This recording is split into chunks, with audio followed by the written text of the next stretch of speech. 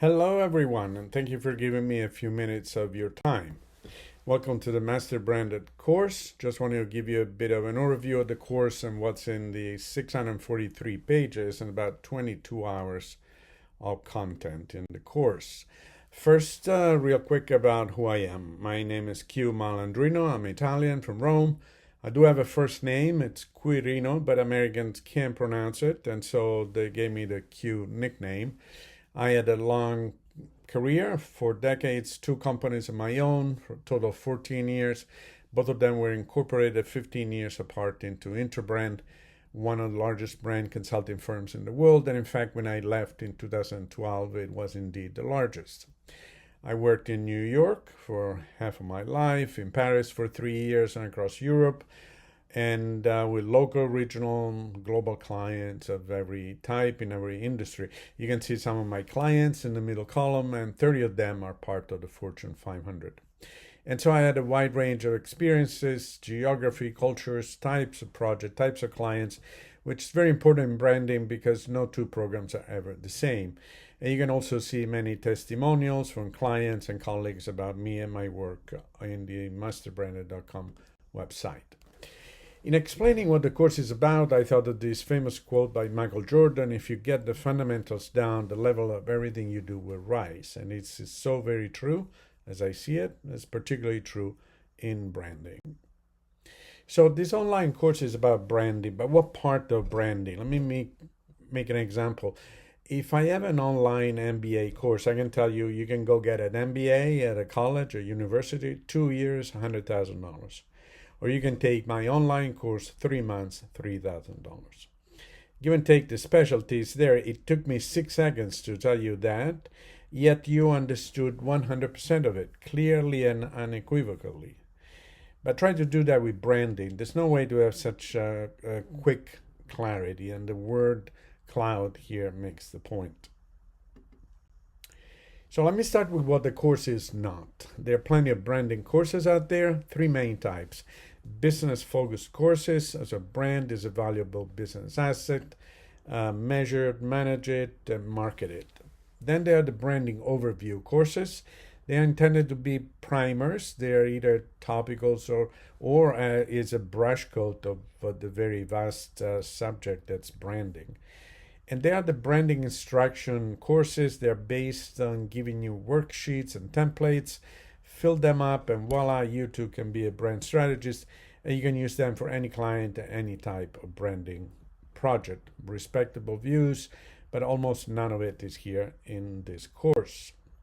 So having said that, what is the focus of this course? It's what I call the brand fundamentals. There's three of them. You frame a business to determine how brand can help. Brand always provides some universal advantages, but it can solve problems here but not there. At times, in some areas, is inconsequential. Then you must build the fundamentals, the parts that we all call different ways: purpose, mission, vision, essence, values, etc. I'm less enamored with labels and more with what they mean. After you craft the fundamentals, you have to create a structure for going to market with them. That is brand architecture. And finally, you need to give this brand a persona. So you had to decide how it acts, how it speaks, and how it looks. And then you and other agencies will make sure to infuse communications with all the above. So these A, B, and C are the focus of this course. I should also note that this course focuses on corporate branding as opposed to product branding, while the tenets of branding are universal and apply to both, will point to the key differences. What this course is not is what's before and after the brand fundamentals.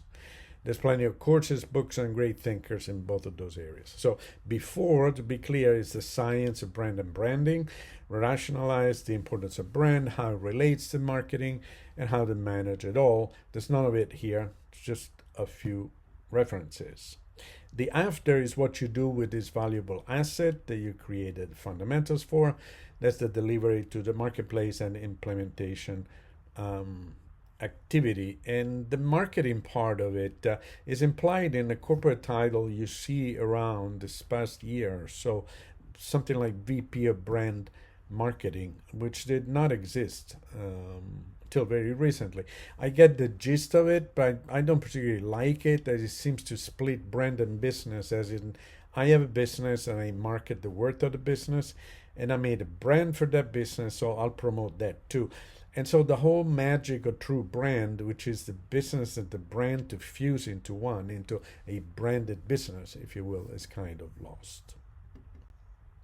The course is 10 sessions, 60 modules, 643 pages, 22 plus hours of content.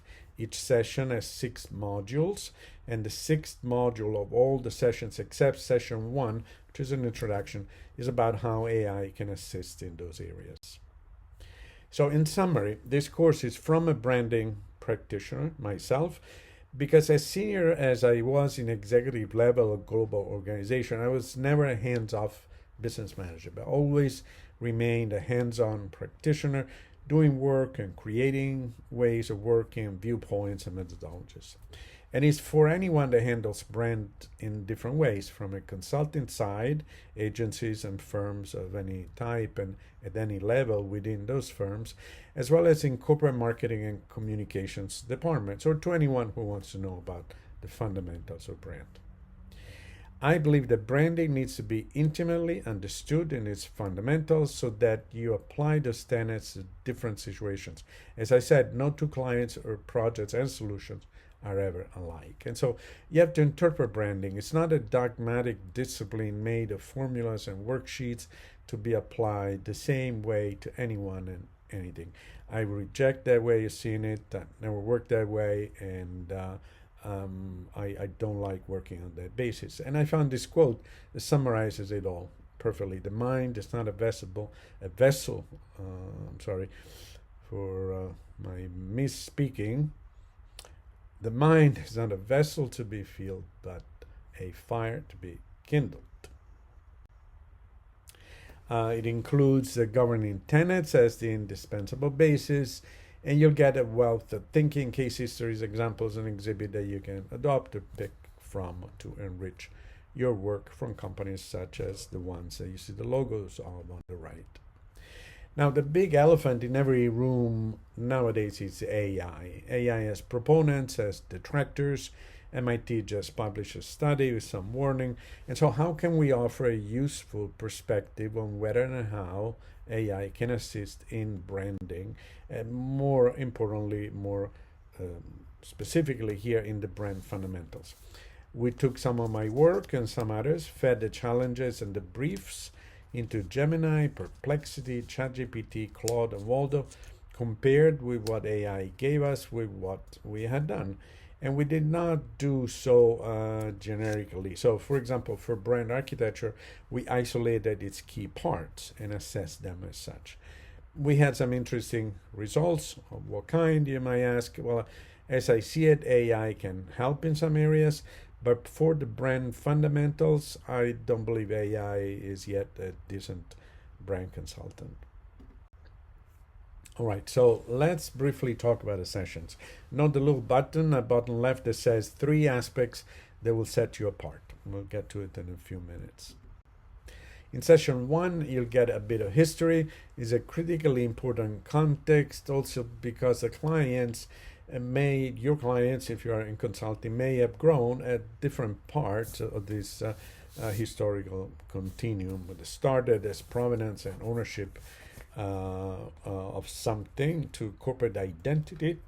Then in the mid 1990s, it became corporate branding, and this migrating involved a migration to be a left brain activity led by the notion of the economic value of brand as an asset. It's a transition that I lived through and had a front row seat to. That perspective dominated for the next 2 decades, but for the past couple of years, I'm glad to report that there's a bit of a renaissance of branding with both halves of the brain involved. That is, the right brain involved in the foundational strategy as well. You'll get a context that will increase the effectiveness of all that you do in branding. We'll review the explanation and functions of the parts. No, I'm not giving you definition verbatim, if you will. You use whichever you wish. But we'll examine what they mean, what the parts mean. We'll examine an optimal path from business to brand marketplace with the required sequences and stops and dependencies, which is an indispensable view for doing rigorous work in a flexible way. And you see the small red note that we launched this course back in June. Since then, a few participants have asked for some more information on the business basis of brand. And while I didn't want that content to be part of the course, I'm not an expert in it, I am partnering with some professionals in those areas to expand this session 1 to make it a bit more holistic in that respect. Session 2 is about the first phase of any type of consulting program: learning, investigation, assessment. Here you'll get clarity on what activities are necessary, and no, you don't need to know everything about a company to do a branding program. And that's the pitfall of pretty much all MBA type professionals in branding. We'll offer an organized view of what needs to be known, which is also dependent upon available budget and required timelines, and a variety of real-life client examples. And finally, we'll talk about the all-important endpoint of phase 1. I call it the action plan, where you state what needs to be done and how, and confirm with the client previously proposed budgets and timelines. So you're clear, brand will do this and this, will not do this, etc. And after you've done things, months later, maybe you can go back to this action plan and use it as a benchmark and see whether you've done what you had set out to do. Session 3 is about the very core of the brand. We'll talk about how to organize a brand platform, and no, we won't give you the answer, but we'll tell you how to organize it, offering a traditional model and one perhaps more in tune with our world today. Yes, lots of real-life examples, at times slightly sanitized due to client confidentiality, and you'll see the logic of why there's similarity between case histories as far as brand platform is concerned. And you'll see again that we don't care about the labels that are mentioned, purpose, mission, promise, values, etc. What we care is what a given client needs. Then whatever labels can be applied. And certainly we don't want overlaps. And so if a brand promise can double as corporate purpose, so be it. And yes, I said corporate purpose, not brand purpose, as in my opinion, there's no such a thing. The company has a purpose, not the brand. Session 4, brand architecture, is one of my favorite subjects and one of the most misunderstood aspects by the business world and by some practitioners as well, I must say. It's not about telling the market what you do or make. The perspective is about telling how you're going to fulfill their needs according to how they buy what. We'll explain how brand architecture relates to brand platform. We'll explain the difference between portfolio management and brand architecture, which are not the same thing. We'll review the notion of branded house and house of brands and the like, and no, that is not brand architecture. We'll articulate the indispensable organizing system, something that I created and used successfully for many years for the various corporate assets. We'll delve also into the magical world of ingredient branding, including Intel Inside, a fascinating case history, which I was fortunate enough to participate and work on during my 2-year client relationship with Intel. We'll talk also about things like NutraSweet and Teflon and Dolby.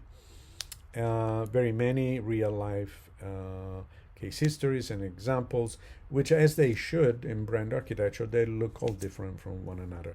And none of them actually look what you get if you Google brand architecture charts of large companies. In session 5, we'll see an introduction to sessions 6, 7, and 8, which are about giving the brand platform a 3-part persona: how the brand acts, what it says, and how via tone of voice and how it looks. And clarity on all this will help you create better connections between the concept of the brand platform and the real world out there, write better proposals, organize your work more efficiently and more effectively. So let's look at those 3 sessions. Session 6 is about how the brand acts. So this brand culture, its behavior as an organization via its people. We'll review where in the brand platform are the behavioral tenets. We'll examine how to migrate a corporate culture into brand culture, including how to counter clients' objections, such as we love our corporate values, can you please keep them? We review the steps from getting from brand, the notional, conceptual part of brand, to cultural implementation, and review examples of all of the above. Session 7 is messaging, and it's all about what the organization says and how it says it. We review how to organize a messaging system in its two main perspectives, corporate messaging per se, as well as when it serves as source messaging or context for business units messaging. We'll talk about business units messaging itself as well, of course. And we'll talk about the optimal relationship with internal corporate resources and with external agencies. Again, many examples and case history. Session 8, this is not a design course, and so we're not here to teach anyone how to design. This session is about visual identity as a tool. We'll talk about its components, their interaction, interrelevance, sequence, depth, or lack thereof, and including the anathema to corporate identity, which is the design sketches, as they're called. We'll review what different proposal types can contain, what a visual identity can be made of. We'll review also everyone's favorite topics, the so-called rebrands, refreshes, as in brand and identity evolution. I've done about 20 of them myself, very large and some smaller, and so we'll have a good discussion on that. Maybe we'll spend a minute on Cracker Barrel and Jaguar. In session 9, the brand now has solid conceptual foundations, has been properly personified, so now the client needs to govern it. And note that I didn't say manage, because as I said, brand management is a business activity concerned with a business asset called brand. And notable experts far better than I can speak of that. And in fact, there are MBA level courses in brand management. So I call it brand governance. We'll review brand governance, how it can take place inside an organization, tools, methods, for example, the brand ambassadors, and offer real-life examples. We'll talk about how to hand off briefs to external agencies. And all in all, I love to say that it's not the creative brand and identity accounts, but it's the actually implemented and then controlled brand and identity that counts. Finally, in session 10, we'll close the course with a number of notions. We'll call it winning, for lack of a better term, for consultants. We'll talk about sales pitches and proposals, how to respond to RFPs, another one of my favorite subjects, and something that offers incredible opportunity for success. And for professionals within a company, how to see branding at large and how to run processes such as those RFPs. Now, remember the note at the bottom left, the 3 aspects that will set you apart as a brand practitioners. I wanted to offer a glimpse of the actual course content, the perspective, the tone, so you can see the flavor of it. And I chose 3 topics: brand promise, brand architecture, and identity. For brand promise, the very inner core of a brand, I'm using Airbnb as a proxy and example. So you can stop the video and read the slide in detail if you wish, or just listen to my words. Airbnb has been and is a disruptor built on being an alternative to hotels. That's a dry fact of the proposition. Very often nowadays, though, a brand promise is nothing more than what I call enhanced verbiage. That is, take the dry reality and word it in a somewhat interesting or unique way. Say, and just made it up, for example, your home away from hotel. So the phrase has nothing. He has no depth. It's just a shiny version of a bare fact. At best, it may yield a passing public interest if you promote it enough, but its lack of depth means that you have to keep shining up the dry object, and you use communications money to do that. A key benchmark for seeing whether any such phrase has depth is whether it requires the company to do anything different than they did yesterday. In the case of your home away from hotel, it does not. The company keeps operating as before. And so there's no additional value the brand has provided. Let me caveat it to be fair. At times, explaining in a better way what one actually does for a living may be a valuable thing to do. So who comes up with this enhanced verbiage, passing for brand promise? The marketing people, typically who are fact-based, communications agencies who are creative at heart, they tend to come up with these cool phrases. Certainly, ChatGPT can spit out these slogans by the dozens. Now, Airbnb's real brand promise is belong anywhere. One of my favorite brand promises ever, and I'll speak of it much more in the course. The concept transcends the fact that the business has a precise point of view. It frames the business in a deeply meaningful way, and in fact requires and creates permissions and expand them to the company to do more, different, or broader than yesterday. And the depth of the concept means that it has more dimensions in it that can be fully articulated than in communications and in the marketplace. So it is this depth of meaning that brand consultants should aim for. Now, brand architecture, my second example. Imagine the assets of a corporation that are in a closet. Here too, you can stop the slide and just study a bit what it says, or just listen to me. A closet, just like one you would have at home. So step one is a cleanup. You go in, you throw away what's old, what's broken, what doesn't fit, what's out of fashion. Step two, you take what's left and organize it. Put all the jackets there, shirts there, shoes down there, etc. That is all portfolio management, deciding what I should have in my closet according to how I live. And the models at the end of the path, with all the logos on the right of the slide, are just ways to present those things. They're not even mutually exclusive as branded house versus house of brands, because in many organizations, those models need to can and needs, in fact, to coexist. What's not in branded house or house of brands? Well, these maps conveniently use the term hybrid. Unfortunately, that hybrid can include about a million different structures. Not only that, but there's no such a thing as a pure master brand in the world, really. We'll make those examples.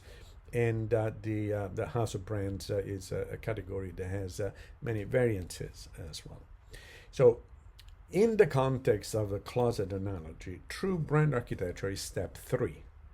And it's the organization of a shopping floor, say, of a department store. So optimize the selling according to how people shop. So a department store floor is organized ad hoc. It's based not only on types, pants and skirts and shirts, but on every aspect of the shopping articulation. It's based on how customers enter, from a parking garage, from an external parking, from a shopping mall, from a taxi, according to shopper type, men, women, children, families, according to item category, jewelry department, coats and departments. By specialty, might be formal wear or sportswear. By brand names, you might have the Chanel boutique, the Prada boutique, and more, because you might have a discount section with everything in there. Plus how communication should relate, how should signage be organized, the posters, support programs such as loyalty cards, plus what to use where, as you may want to use this format, this model in advertising, but not in signage, for example. And what about all those things? Then, in fact, you should not even brand at all. So as you can tell, the whole thing is far more complex than just step 1, step 2, and then go to modeling. And so, in essence, step 1 and step 2 is portfolio management. Step 3 is true brand architecture. Only then you'll know how to model, if you will. The third example that I wanted to speak about is visual identity.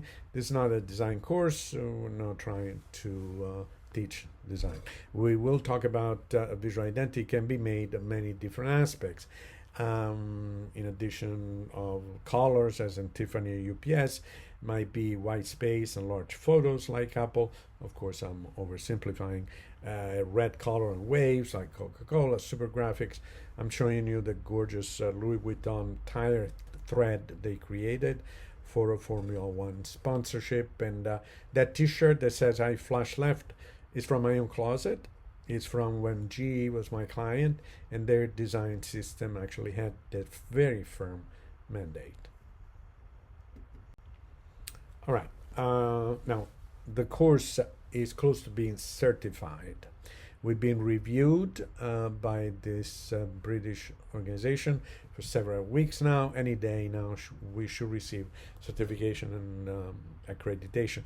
This is the same organization, by the way, that has certified Mark Ritzen's famous mini MBA courses. So we're very proud of it, as the process for obtaining is fairly rigorous. We provide the certificate of completion, something that you can list on your resume. You provide the so-called CPD hours. It's sort of equivalent to college credits. You can refer to our website for more information. In closing, a few details that you can also find in the website masterbranded.com. Visit the site. You can see this video introduction as well, and details on format, timing, interaction, support. We try to make the course very flexible in its design, delivery, and articulation and support. Some exercises are provided. Completion is recommended but not mandatory. The access to the course is flexible. You can have the course all at once and review it at your leisure. There will be a final personalized Q&A. Certification is included, and so are course updates over time. Or you can have the course in a staggered delivery, one session a week for 10 weeks, with inter-week Q&As and monthly Zoom session. As well, certification is included, so are course updates. Or we can discuss a personalized approach that fits your needs. In this case, there'll be no certification and limited course updates. You'll see there, for example, that we have individual or group learnings, we have 9-day sprints, we have workshops, etc. Access to these choices on the website, you'll see two parts to the related page all at once, staggered, and a form where you can tell us your needs, and then we'll engage in a conversation directly, email, phone, as you wish, so we can design the appropriate content that you need. And finally, do connect with me, please. I would love it. My LinkedIn is here and on the website. On the LinkedIn profile, you'll also find articles that I wrote on a variety of branding topics, from my work for the Ryder Cup and other projects to my Super Bowl commercial reviews and more. You may find them interesting, at times even entertaining, maybe.